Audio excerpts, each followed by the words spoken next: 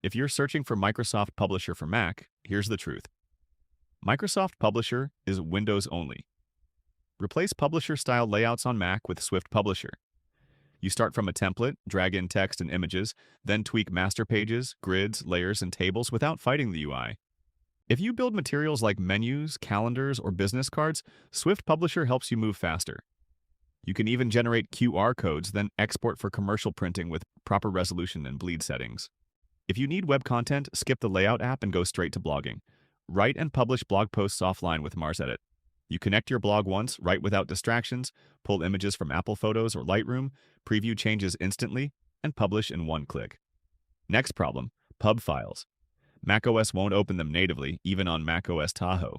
Open pub files by converting them to PDF, PNG, or docs, online or asking teammates to export to PDF.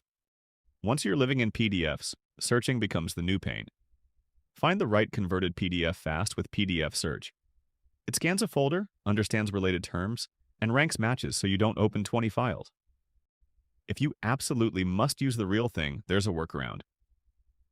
Run Microsoft Publisher on your Mac with Parallels plus Office 365 when you absolutely must.